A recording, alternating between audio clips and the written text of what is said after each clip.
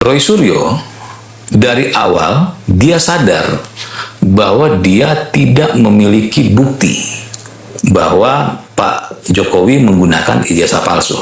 Dari awal dia melakukan tuduhan itu karena dia berharap dan dia yakin bahwa Pak Jokowi tidak akan mengambil langkah hukum. Itu yang Roy Suryo tahu dan sadari dari awal. Egy Sujana sama. Egy Sujana tahu bahwa dia tidak memiliki bukti Pak Jokowi itu ijazahnya palsu. Dari awal dia tahu. Tapi dia sama seperti Roy Suryo, berpikirnya bahwa tidak mungkin Pak Jokowi akan mempidanakan dirinya. Karena seperti yang sudah-sudah banyak yang memaki, memfitnah Pak Jokowi gitu misalnya ya. Yang dilakukan oleh Roy Suryo dan Egy Sujana awal-awal itu kan asumsi ya, asumsi. Makanya kenapa misalnya kayak Roy Suryo ini, dia tidak pernah berani ya melaporkan Pak Jokowi ke pihak kepolisian dengan bukti-bukti dia yang ada. Kenapa? Kenapa? Ya karena memang bukti-bukti yang mereka sampaikan itu tidak bisa untuk melanjutkan proses hukum. Makanya akhirnya Roy Suryo dan kawan-kawan bikin opini aja kan, bikin buku, bikin ini, sebarin informasi bahwa Pak Jokowi gini gitu kan. Jadi mereka sibuk gitu, ke sana kemari, keluar daerah, hanya untuk memframing gitu. Ya.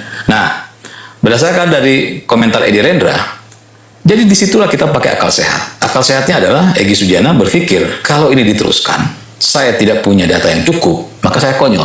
Begitupun Roy Suryo punya pemikiran yang sama. Yang membedakan adalah Egy Sujana gunakan akal sehatnya. Oke, sebelum terlanjur, saya harus hentikan ini.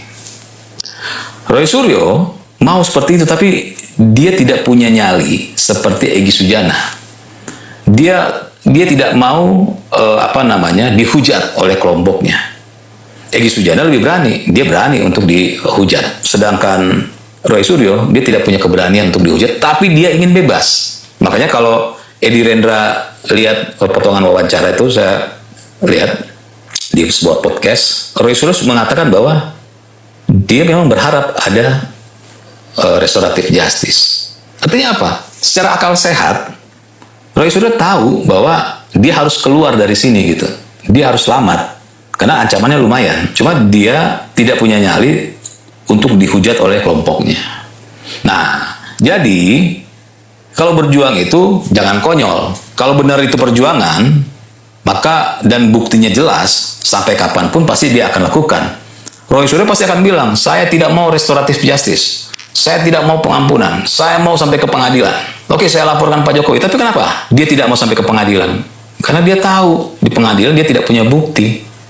Dia tahu dia nggak punya bukti, maka dia tidak berani laporkan Pak Jokowi. Ya, jadi jangan konyol. Ini bukan perjuangan.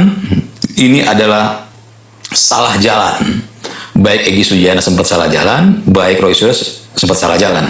Tapi Egy Sujana akhirnya menyadari dan kembali ke jalan yang semestinya, sedangkan Roy Suryo terus melanjutkan perjalanan ke jalan yang tidak seharusnya.